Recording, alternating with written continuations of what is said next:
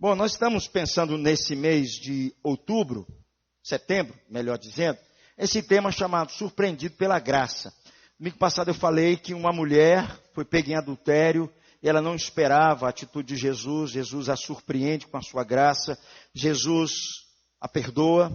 E nós falamos que para que Jesus fizesse isso, para ele perdoar o ser humano, ele precisava ir na cruz também, para ele fazer isso. Hoje eu quero pensar com você um pouco mais sobre Surpreendido pela Graça, mas pensando um pouco mais como é que a gente experimenta a graça de forma diária, de forma constante.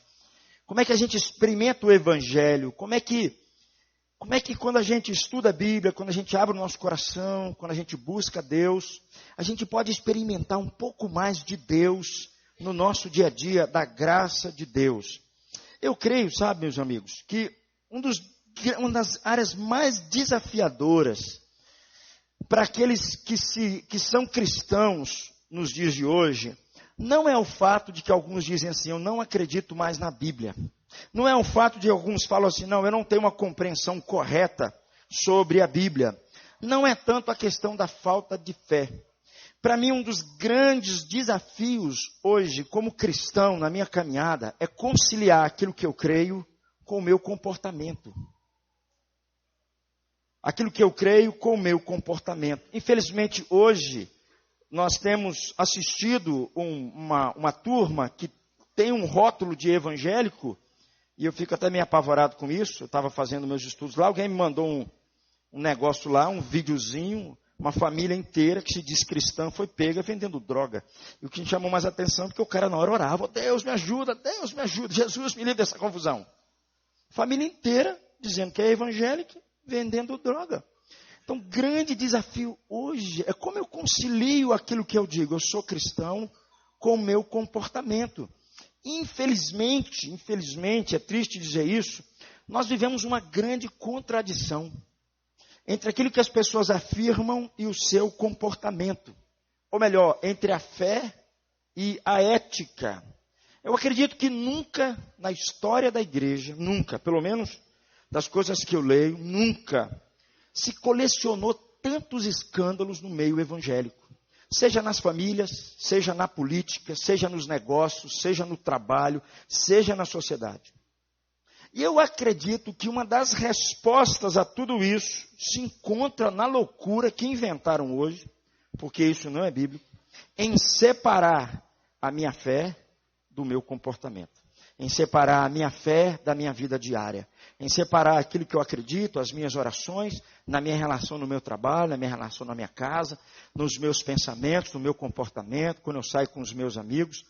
Por isso, queridos, que para mim esse é um dos grandes desafios dos dias de hoje. É nós conciliarmos aquilo que nós cremos com o nosso comportamento. Essas coisas, para mim, elas têm que ser costuradas juntas. Imagine você fazendo um tapete. Você tem que costurar essas duas coisas juntas. Pelo menos é assim que eu creio que está nas Escrituras. Não há separação entre a fé e a minha vida, entre a fé e as minhas atitudes, entre a fé e o meu comportamento.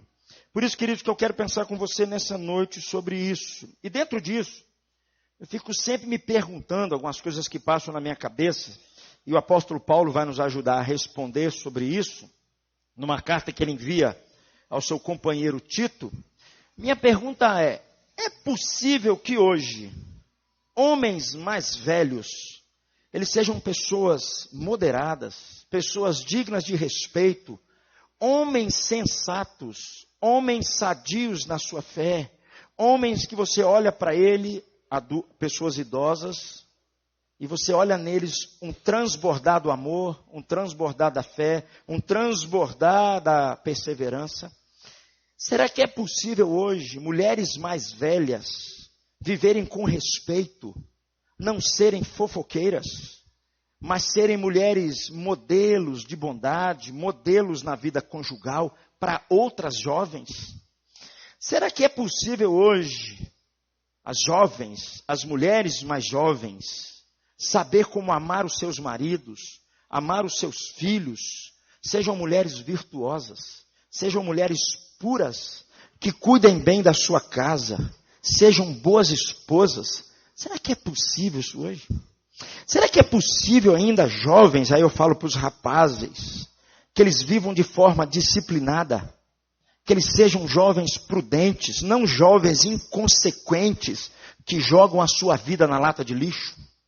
Será que é possível hoje nós encontrarmos funcionários de uma empresa que eles obedeçam aos seus chefes e eles façam o possível para deixar os seus chefes satisfeitos? Que eles não falem dos seus chefes pelas costas, mas que eles sejam responsáveis, que eles sejam honestos, que eles não sejam ladrões, mas eles sejam funcionários dignos. De onde é que eu estou tirando isso?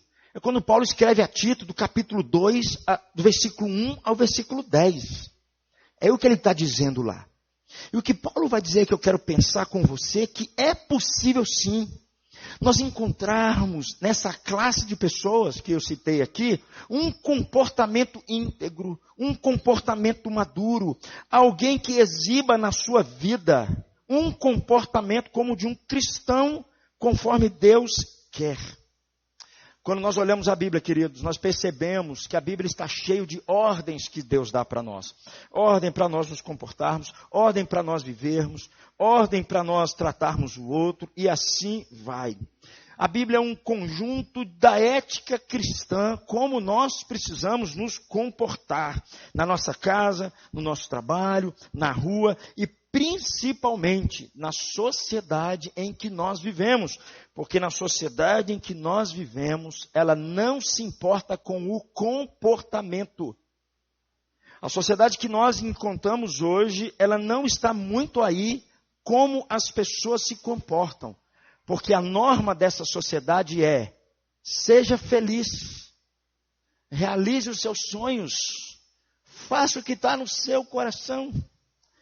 A nota máxima da nossa sociedade se chama a minha realização pessoal e que se vire o resto. As pessoas estão ali para me servir. E eu fico me perguntando, será que é possível?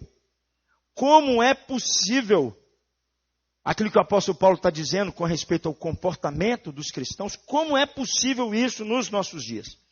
E Paulo vai nos dar uma resposta. Para que eu e você possamos viver uma profunda mudança na nossa vida. Para que eu e você possamos viver uma profunda transformação no nosso comportamento. Queridos, eu tenho muita dificuldade com isso, hein? O cara que diz que é crente. O cara fala assim: me converti, batizei. Aí ele vai para dentro de casa.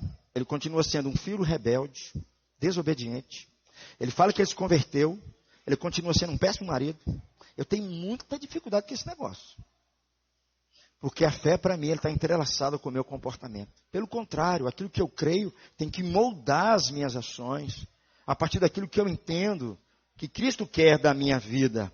E Paulo vai responder que é possível, sim, essa transformação, só por causa de uma coisa, por causa da graça.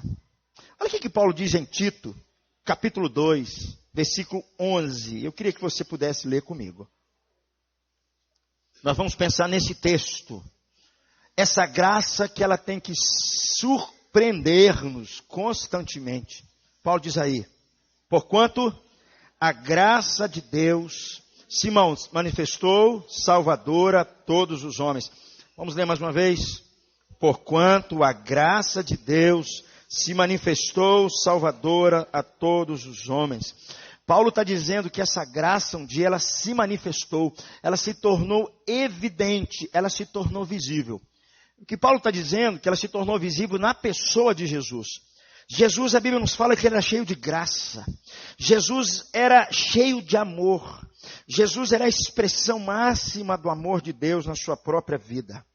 E em Jesus nós encontramos aquele favor gratuito de Deus, aquele amor àquelas pessoas que não merecem ser amadas. Em Jesus Cristo nós entendemos a revelação de Deus na pessoa do nosso Senhor Jesus Cristo. Desde o seu nascimento até a sua morte e a sua ressurreição, através dos seus ensinos, através das suas curas, através das suas ações, através daquilo que Jesus fazia e principalmente através da sua morte na cruz. Isso tudo é a manifestação, como Paulo está dizendo, a graça salvadora se manifestou, ela se tornou agora de forma humana. A graça de Deus agora, ela é como um sol que nasce. Quando o sol nasce, ela vai espantando as trevas. Quando o sol nasce, ela vai espantando a escuridão.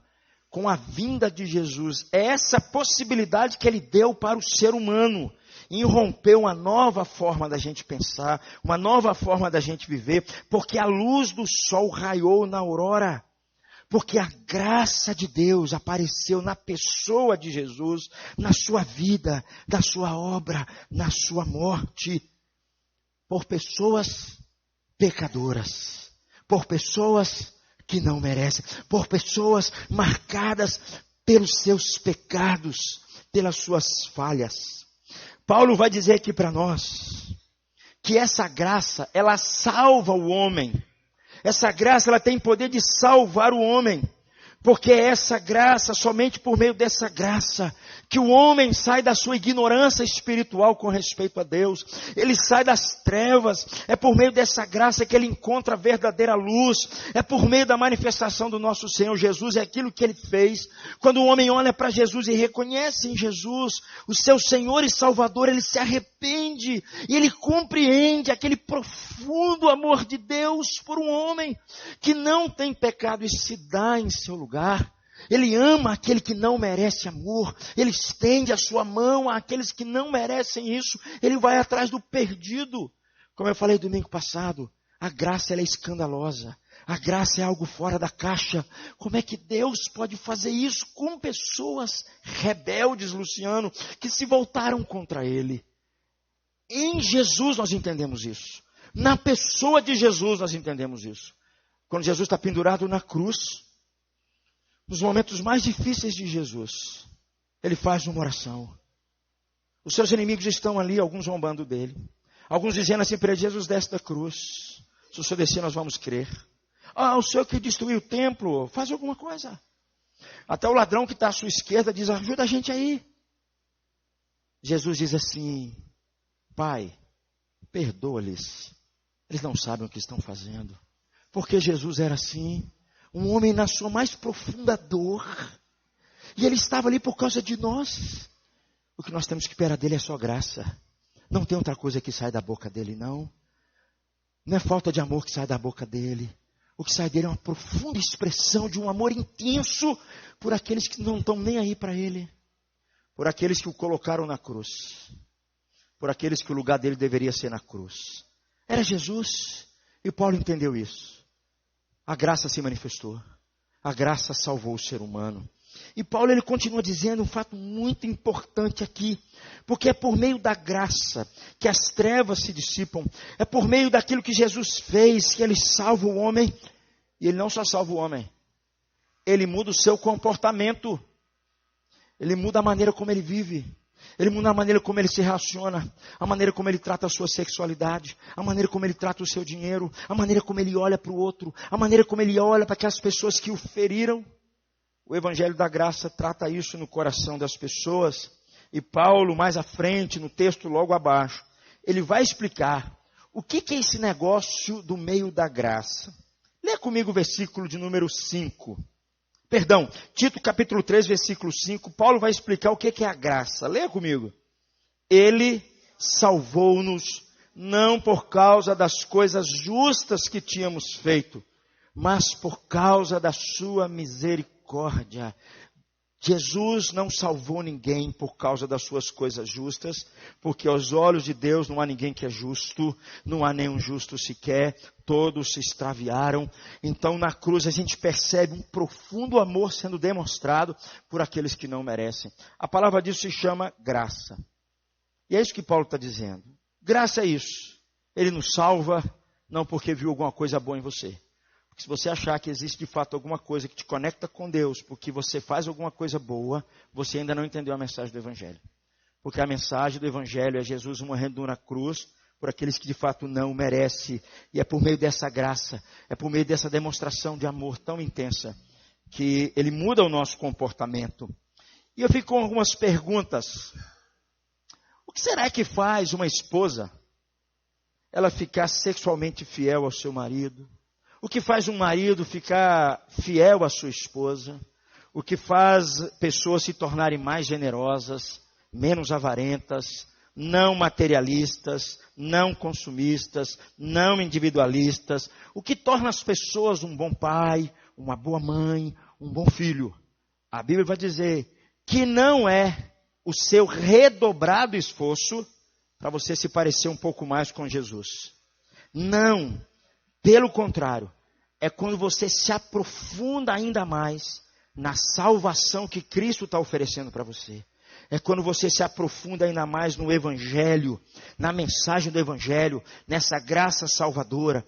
É isso que causa a mudança no ser humano. É quando ele compreende ainda mais quão terrível ele é, mas quanto Deus o ama profundamente. E isso vai mudando a sede, vai mudando o seu coração, vai mudando a sua vontade, vai mexendo nas suas emoções, vai mexendo na sua mente. Quando nós cremos no Evangelho, o Evangelho, por um lado, ele muda as nossas motivações, ele reestrutura a nossa vida, ele muda o nosso entendimento, ele nos dá até uma nova identidade, ele muda a nossa visão de mundo. No fundo, ele muda os nossos corações. Meu amigo, não adianta você querer mudar se conformando às regras, nem a nenhuma regra religiosa de comportamento muda o coração do homem. Isso não tem efeito nenhum para as pessoas. Para mim, queridos, uma questão muito importante, além de eu saber que é possível que por meio da graça, daquilo que Cristo fez na cruz por mim, revelado na pessoa do Senhor Jesus, naquilo que Deus fez por mim, revelado em Jesus, causa uma transformação no homem. A minha pergunta agora não é mais dizendo se é possível, porque Paulo disse que é possível, porque a graça se manifestou. A minha pergunta é agora, como é que eu permaneço assim? Como é que eu permaneço com um comportamento que agrada a Deus? Como é que eu permaneço com a minha mente que agrada a Deus? Como é que eu permaneço com um comportamento cristão? Essa que é a grande questão. Porque tem muitas pessoas que eles acreditam que o Evangelho é uma coisa assim. É como se fosse é o ABC da espiritualidade cristã. Só serve para os primeiros passos da vida cristã. Eu aprendi umas regrinhas, pedi perdão a Deus, aí eu largo aquilo e vou embora. É como se o Evangelho não tivesse poder de fazer mais nada. E o que Paulo vai dizer é que nós precisamos nos aprofundar naquilo que Cristo fez por nós, que é o Evangelho. Olha o que ele diz logo abaixo. Ele diz assim, no capítulo 3, versículo 2, versículo 12, ele diz assim que é preciso nós nos matricularmos numa escola, na escola da graça. Olha o que ele diz no versículo 12. Educando-nos para que, renegadas a impiedade e as paixões mundanas, vivamos no presente século sensata, justa e piedosamente. Paulo está dizendo que só tem um jeito de você viver de forma piedosa, você viver de forma justa, você viver de forma honesta, no presente século. É se você aprender da graça, é se você aprender do Evangelho, é se você se matricular na escola da graça, na graça salvadora, ela que nos livra da condenação do inferno, e é a mesma graça que tem que nos educar, para que eu continue com um comportamento que agrade a Deus. A graça, aquilo que Cristo fez, Ele não só me livra do meu comportamento mundano, imoral, mau, egoísta, mas a graça, Paulo nos diz que ela me ensina, ela me educa, ela me ensina a dizer não ao pecado, a dizer não a um comportamento que não agrada a Deus. Perceba, meus amigos, o que diz o texto aí, o que Paulo está dizendo para nós. Paulo está dizendo que é possível sim, aquelas pessoas que um dia entenderam o Evangelho, viverem de forma tal que na sua vida diária, elas consigam demonstrar no seu comportamento uma mudança profunda, uma mudança transformada. E Paulo diz que só existe um jeito, é se a graça te ensinar. É se você foi educado na graça continuamente. Paulo está dizendo aqui para nós mais ou menos o seguinte: como é que eu consigo hoje dizer não ao pecado? Como é que eu consigo hoje dizer não às paixões do mundo? Como é que eu consigo dizer não e viver uma vida santa, uma vida autocontrolada, com temperamento autocontrolado, com paixões controladas, com um olhar controlado, com atitudes controladas? É o que Paulo está dizendo. E Paulo vai dizer assim para nós, como é que a gente consegue esse autocontrole? Paulo diz no texto, a graça de Cristo, que traz salvação, ela tem que nos ensinar a dizer não ao pecado. Uma vez eu conversei com um conselho da igreja, compartilhei isso com eles, e falei para eles assim, pense em todas as maneiras que você pode dizer não ao pecado. Você pode dizer não ao pecado, porque você pensa assim, se eu pecar vai pegar muito mal. Imagine se no meu trabalho eles descobrem que eu estou roubando os clipezinhos da empresa. Que eu estou tirando xerox quando meu patrão não está aqui. Vai pegar muito mal. Então eu não vou fazer isso. Você pode dizer não ao pecado que vai pegar muito mal para você. Ou você pode dizer não ao pecado dizendo assim, poxa, se eu pecar, eles vão me excluir do meu ciclo social. Eu tenho os meus amigos. Eu saio com eles no final de semana. Vai que eles ficam sabendo que eu estou espancando a minha esposa. Eles vão me tirar do ciclo deles. Isso não vai me pegar bem. Então eu vou dizer não ao pecado, porque no fundo, isso vai me excluir do meu ciclo social. Eu posso dizer não ao pecado, porque eu penso o seguinte, se eu continuar pecando, Deus não me abençoa, então eu vou parar de pecar. Eu vou parar de pecar, porque se eu continuar pecando, eu estou indo tão bem na minha empresa, meus negócios estão... Eu percebo que Deus está comigo, então eu não vou pecar. Porque se eu pecar, Ele deixa de me abençoar. Você pode dizer não ao pecado, porque você pode pensar assim, amanhã cedo, minha autoestima vai estar lá embaixo. Eu vou estar mal demais. Imagine se souberem que eu adulterei. Imagine se souberem que foi eu que comecei a confusão. Imagine se souberem que eu estou causando confusão na minha empresa. Sabe de uma coisa? Eu não vou pecar, porque senão amanhã cedo eu vou acordar muito mal. Queridos, vou dizer uma coisa para vocês. Todos esses motivos são motivos egoístas. Você diz não ao pecado por motivos puramente egoístas. Você diz não ao pecado por medo e por orgulho. Adivinha o que te faz pecar? O medo e o orgulho. O medo, queridos, é aquela ideia que a gente tem. Sabe, eu não vou pecar porque às vezes fala assim, é aquele desejo, vai que Deus me pune.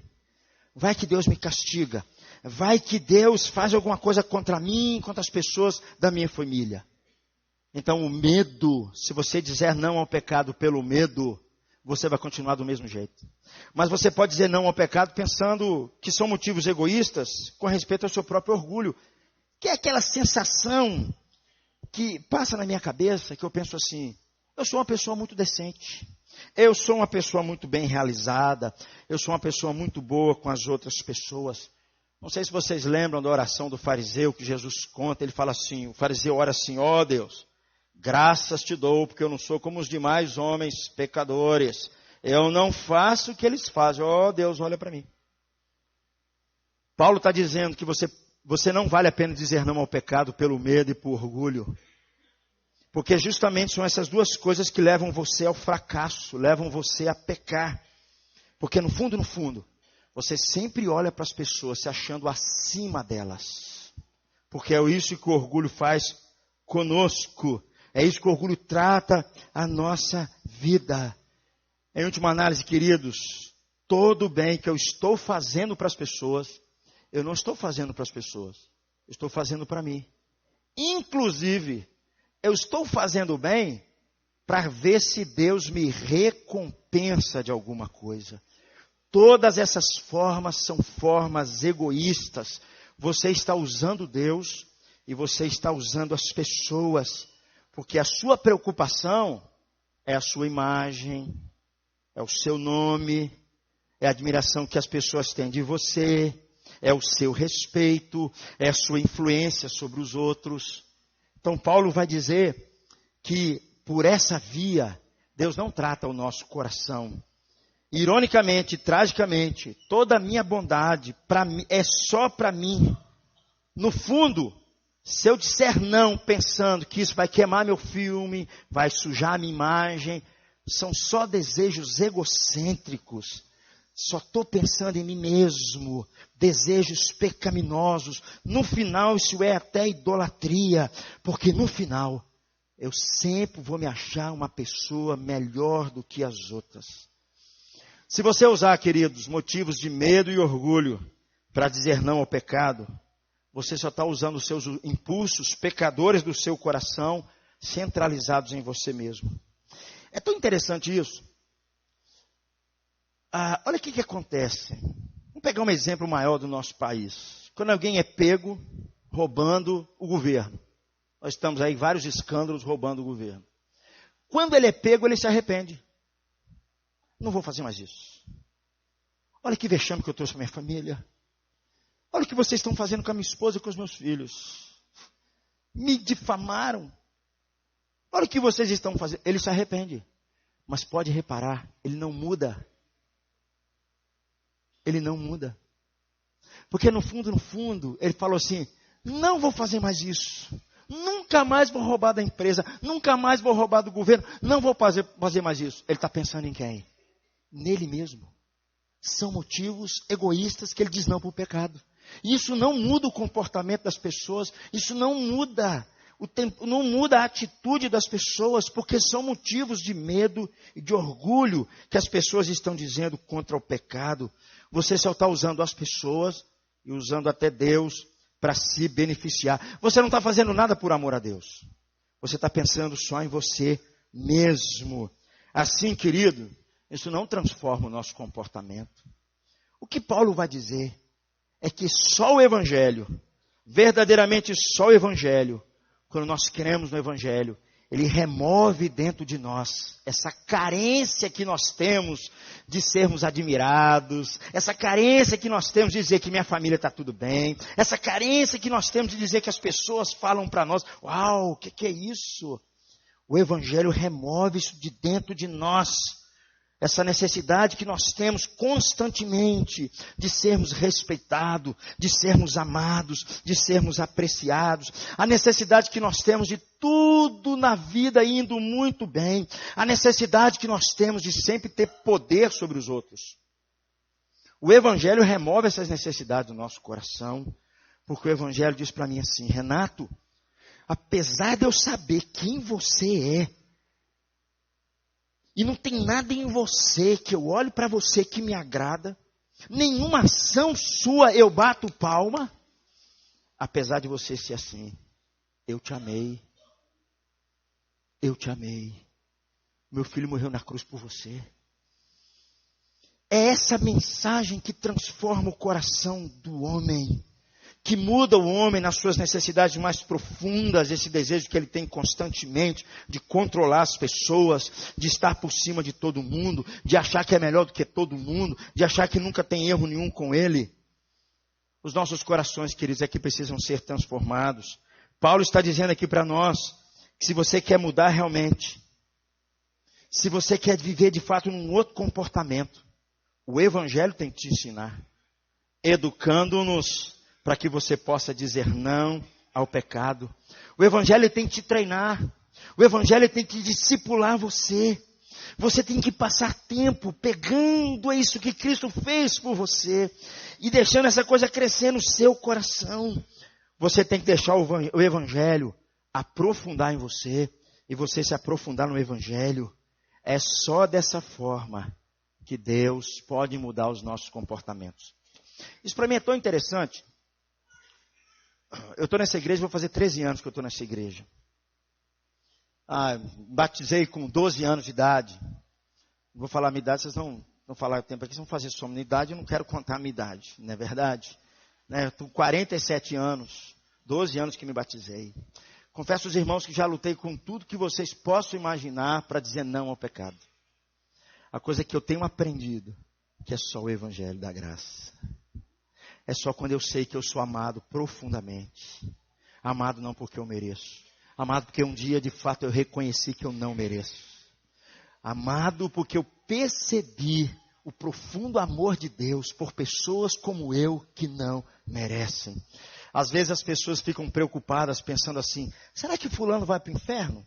Será que outro Beltrano vai para o inferno? Nosso comportamento dele é tão feio, ele deve ir para o inferno. Queridos, vou dizer um negócio para vocês. Eu não me preocupo com o fato das pessoas ir para o inferno nesse sentido.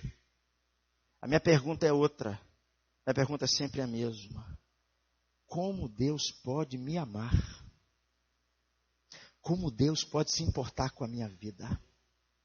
O que eu quero dizer com vocês, queridos, é que o Evangelho ele precisa se aprofundar em nós. Porque se o Evangelho não aprofundar em nós, você não vai conseguir dizer não para as paixões do seu coração, para a sua natureza caída. Você não vai conseguir dizer não para as coisas que levam você e afastam você cada vez mais. É por isso que nós precisamos dessa graça constantemente. Nós precisamos que essa graça, ela constantemente nos surpreendam. Nós precisamos do Evangelho constantemente. O Evangelho não pode ser só o início da caminhada cristã, Gleick. O Evangelho tem que ser a forma como eu vivo constantemente. O Evangelho é poder de Deus para salvar o homem. O Evangelho, Paulo nos diz, que nos ensina a dizer não ao pecado, a viver um comportamento diferente, um comportamento que agrada a Deus, um comportamento que depois a gente não tem que se arrepender dele. É o que Paulo está dizendo para nós. Tem pessoas que acham que o Evangelho é muito fraco. É uma coisinha, uma mensagenzinha, como os gregos diziam. Não, a cruz é uma mensagenzinha muito pequenininha. E para mim não tem mensagem mais poderosa do que a cruz. E eu preciso da cruz todos os dias. Porque a cruz diz para mim todos os dias que meu lugar era ali. Mas Deus mandou o Filho dele no meu lugar. A cruz diz para mim que eu preciso reconhecer que meu lugar é ali, porque eu não sou bom. Querido, se você pudesse pegar toda a humanidade, e toda a humanidade usasse chapéu, todo mundo usaria chapéu preto. Só uma pessoa usaria chapéu branco. Não é o Papa, é o nosso Senhor Jesus Cristo. Porque todos estão encrencados diante de Deus, e é por isso que eu preciso da cruz, é por isso que eu preciso da graça. Porque ela tem que me ensinar, ela tem que me educar constantemente.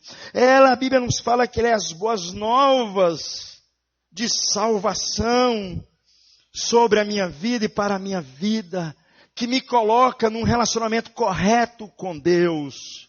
Uma coisa que o ser humano tenta, mas é só o Evangelho que consegue, é conectar o homem com Deus e colocar o homem no relacionamento correto com Deus, e ser amado por Deus, e ser chamado de Filho de Deus. Mas para isso, querido, o Evangelho não tem que só te salvar, ele tem que te ensinar. As maiores falhas do nosso comportamento, sabe por que é? É porque nós abandonamos o Evangelho e nós achamos, agora é comigo. Já sei, eu não preciso mais disso. Para fechar esses negócios, não preciso não, Deus, não preciso do Senhor. Não preciso do Evangelho, não preciso da cruz. Não, para cuidar da minha esposa, não preciso do Evangelho, não preciso nada disso. Eu sei como é que funciona, eu sei as regras. É aí que nós cometemos os maiores crimes. É aí que vemos escândalos que nós estamos colecionando na igreja. Porque o Evangelho, queridos, é algo tão poderoso, o Evangelho da graça. Que o Evangelho da graça, ele não muda só a sua agenda de domingo. Antes você não vinha à igreja, agora você vem. O Evangelho não muda essa ideia que antes você não lia a Bíblia, agora você lê. O Evangelho não muda assim, agora eu gosto de música gospel. Antigamente eu gostava de MPB, agora eu só gosto de música gospel. Não é essa transformação que o Evangelho faz. O Evangelho muda o nosso status, a nossa condição. A minha condição antes era de perdido, agora eu sou salvo. A condição antes era de alguém que vivia nas trevas. Olha o que Paulo diz. O apóstolo João nos diz. É isso que ele vai dizer aqui, ó. Por favor, João. O Evangelho muda o nosso estado. Nós temos passado da morte para a vida.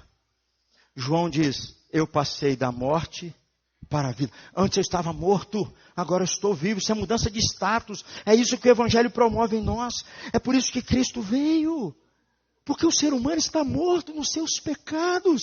Os problemas que nós enfrentamos é porque o ser humano não entrega o controle dele nas mãos de Jesus. E ele controla a vida dele. Jesus não é senhor da vida dele. Ele quer ir para o céu, mas Jesus não é o senhor da vida dele.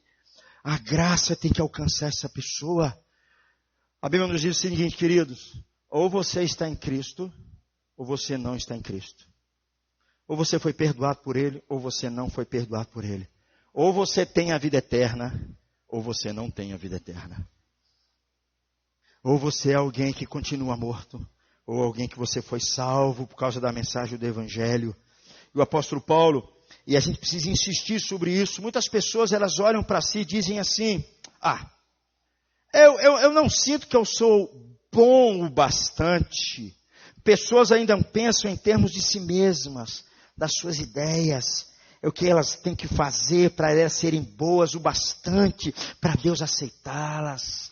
Soa como alguém muito modesto, como alguém muito humilde. Eu não sou bom o bastante. Mas é uma bruta mentira isso. Eu já comentei que uma vez, eu lembro que quando fazia trabalho no presídio, a coisa que mais me impressionava quando eu via aqueles caras, porque eles tinham uma plena consciência de que eles estavam com um problema. Eu não tinha dificuldade de falar isso com eles. Eles sabiam, eles tinham plena consciência. A dificuldade maior deles era aceitar a mensagem do Evangelho da Graça. Porque eles se achavam tão religiosos que eles falavam assim, eu preciso melhorar, Renato, para Deus olhar para mim. Aí eu falava com ele assim, você ainda não entendeu o Evangelho. Porque ninguém vai dizer assim, se eu melhorar um pouquinho, Deus olha para mim. Você vai continuar sendo pecador. Você vai continuar baseado nas suas ações, nas suas boas obras, achando que é isso que vai melhorar o seu relacionamento com Deus. Tornar-se cristão, querido, por um lado, é uma mudança no nosso relacionamento com Deus. E essa mudança causa uma mudança no nosso comportamento. Uma mudança no nosso comportamento. É triste dizer, volto a insistir, milhares de pessoas que se dizem cristãos, mas é caso vergonhoso as suas atitudes e os seus comportamentos. Os maiores escândalos associados a pessoas que elas usam a camisinha dizendo, eu sou de Jesus. Elas pegam 100% Jesus e dizem, uau, é isso mesmo. Esse é o maior escândalo que vivemos nos nossos dias. E Paulo, então, para encerrar essa parte dessa surpreendente graça, Paulo diz aqui em Tito 2, 13 e 14, o texto logo abaixo, que o Evangelho, a graça não só nos salva, a graça não só deve nos ensinar, mas a graça nos enche de esperança. Versículo 13 e 14, eu vou ler o 13 e você lê o 14. Aguardando a bendita esperança e a manifestação da glória do nosso grande Deus e Salvador, Cristo Jesus. Versículo 14, por favor.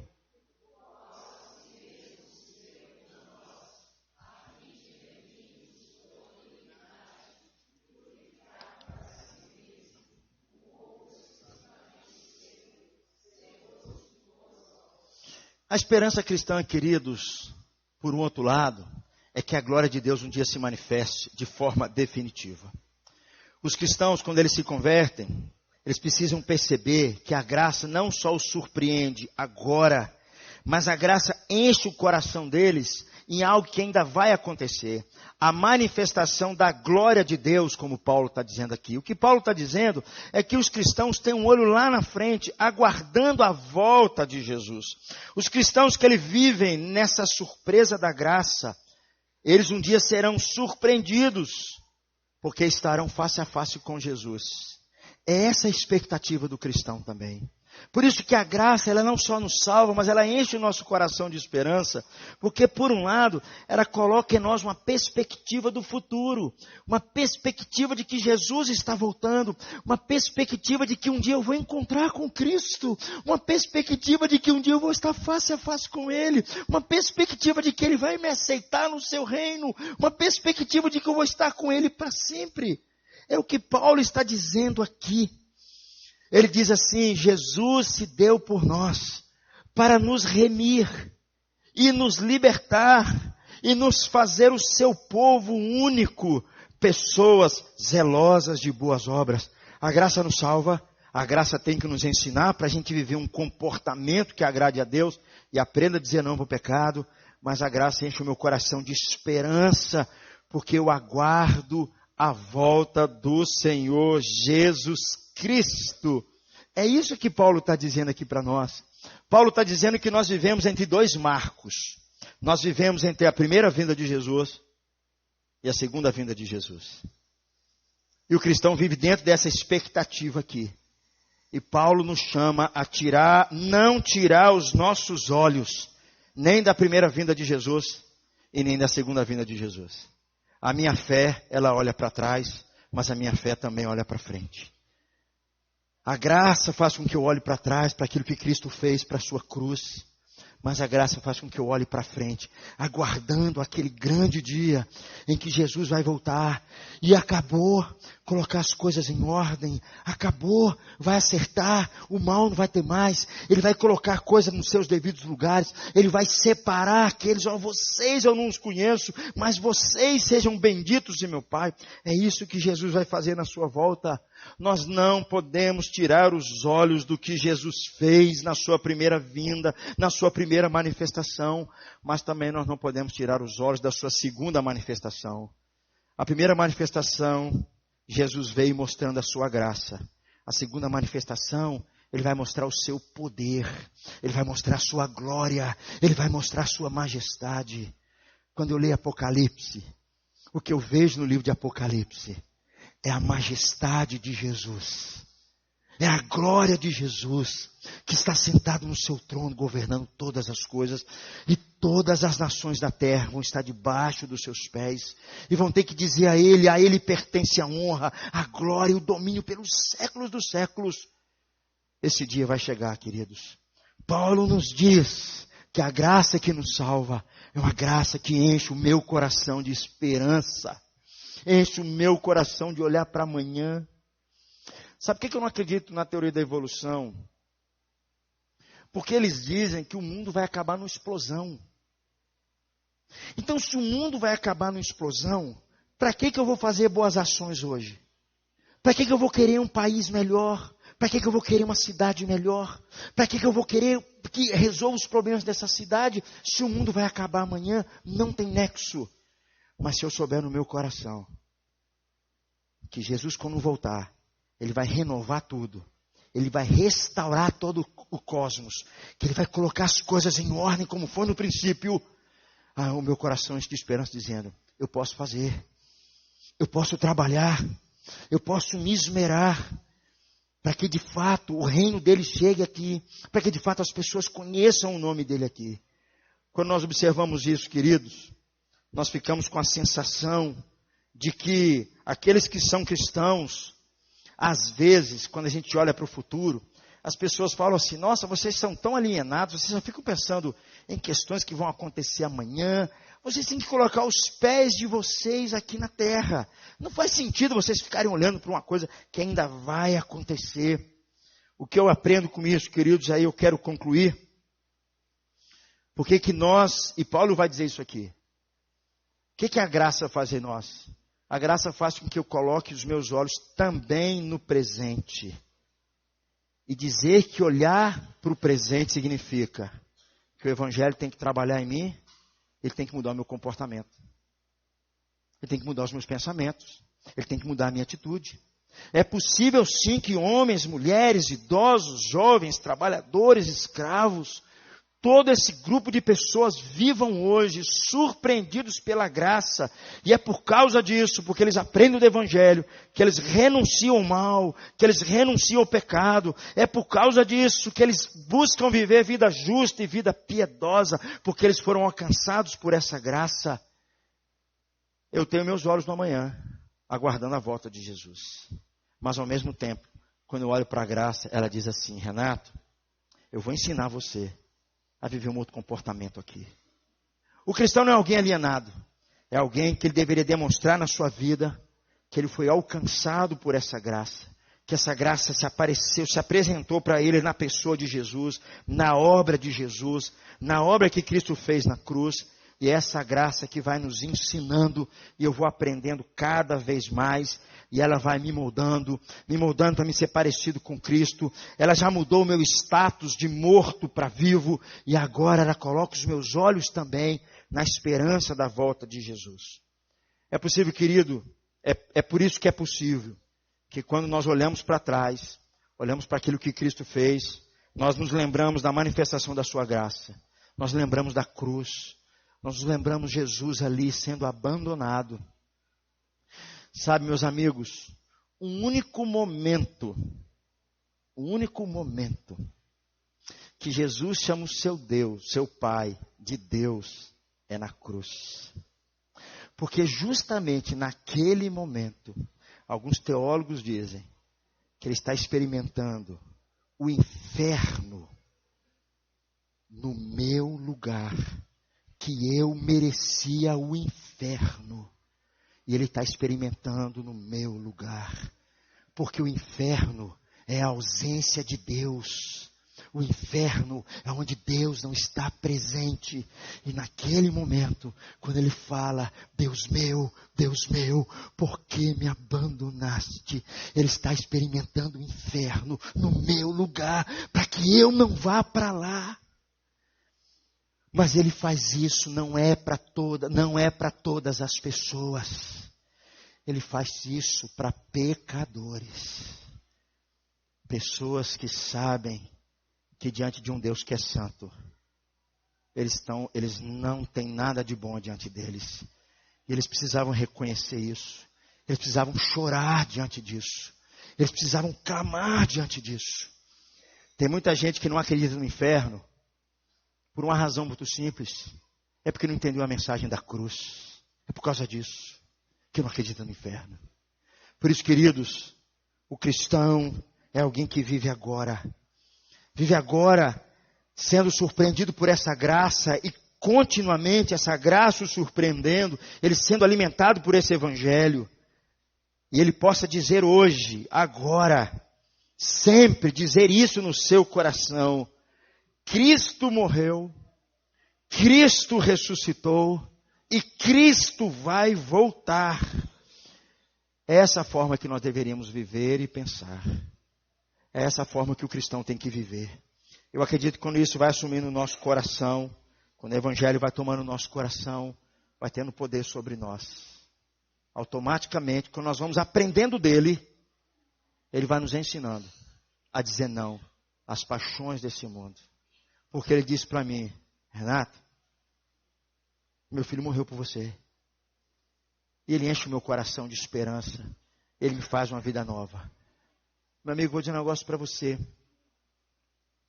Cada vez que você achar que é você que vai dar conta das suas demandas, das suas crises, é você que vai dar conta das suas falhas, das suas frustrações, dos seus pecados, é o psicólogo que você paga, o psicólogo que vai te ajudar a mudar seu comportamento.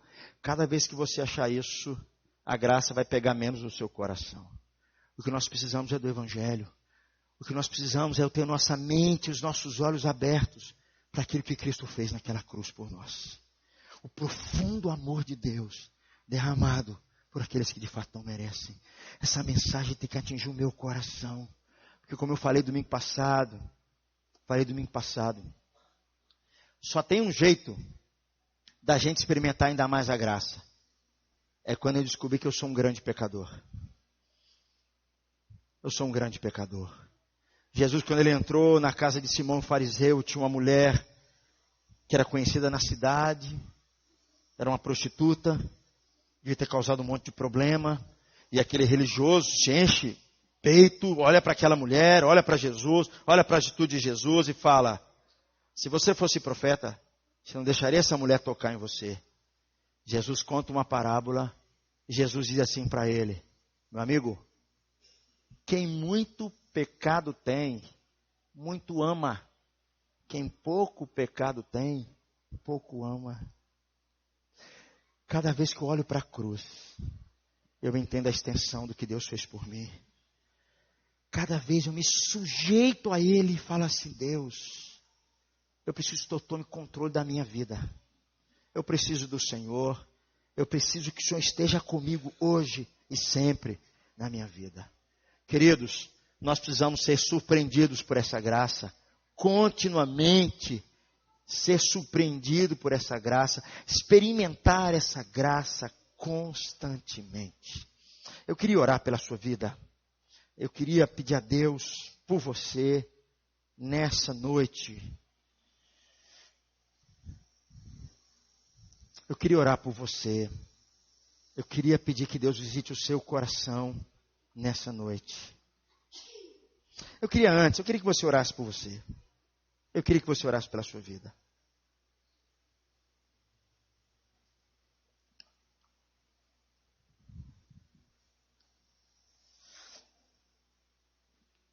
Eu queria que você orasse pela sua própria vida. Para que Deus visitasse o seu coração. Visitasse a sua casa. Visitasse principalmente as motivações que estão no seu coração. Às vezes você está confiando, mesmo vindo na igreja, você continua confiando em você, na sua capacidade, olhando para você mesmo, falando, não sou como o outro, eu não faço o que o outro faz. Eu queria que você clamasse a Deus pela sua vida, para que Deus tivesse misericórdia de você nessa noite, e a graça dele te visitasse, e você pudesse aprender da graça dele todos os dias, continuamente. E ela te moldasse e te ensinasse a dizer não ao pecado.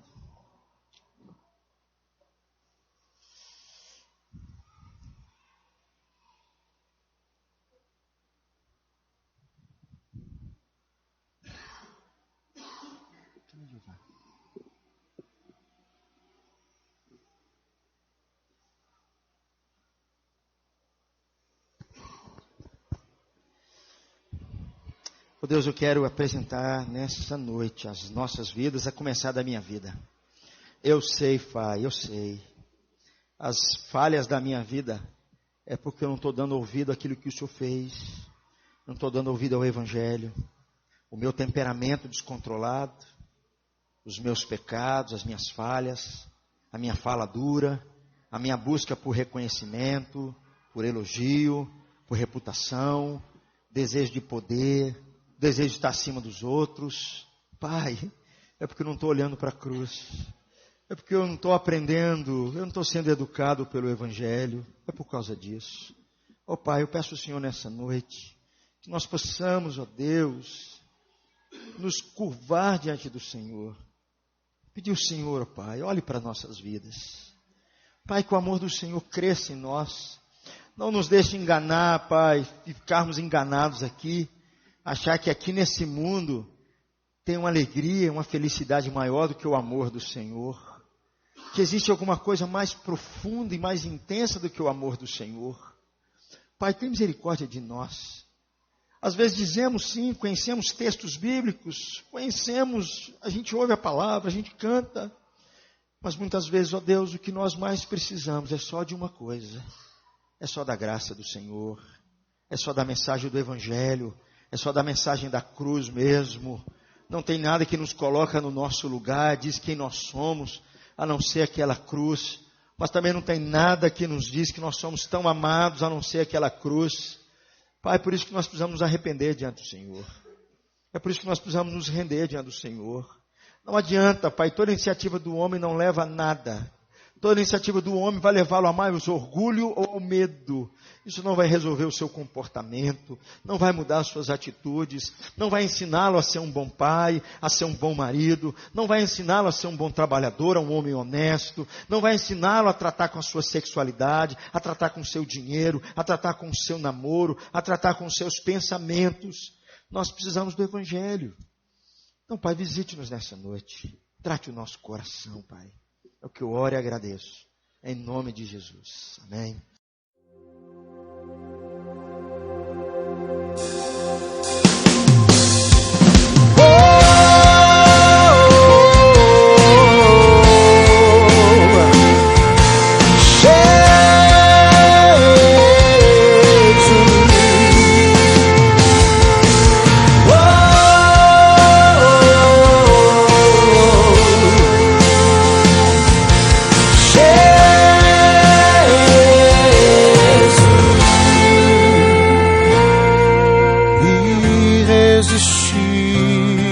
Graça que me atraiu pra ti com precioso sangue. O Senhor perdoou a mim na amplidão dos astros. na beleza da criação. Vejo expressões da graça, do amor que me transformou. Eu sou livre para te adorar. Eu sou livre para te exaltar. Livre sou para te conhecer,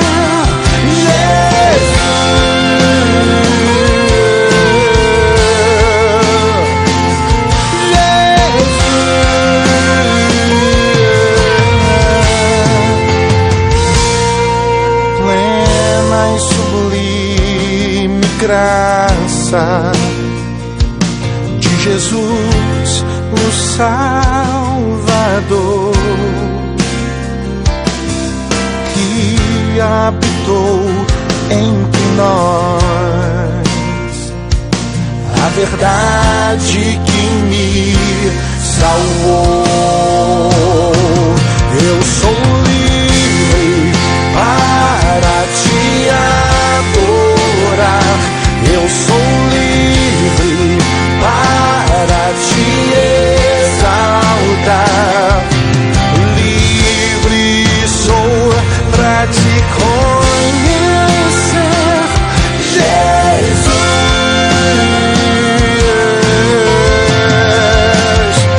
Eu sou livre para te adorar. Eu sou livre para te exaltar. Livre sou para te conhecer, Jesus.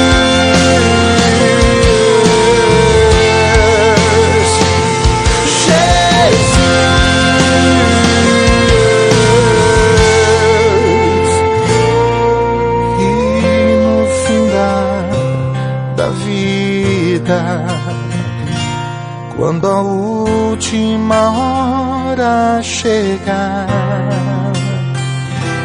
ouvirei tua doce voz, Senhor. Pela graça ao céu irei.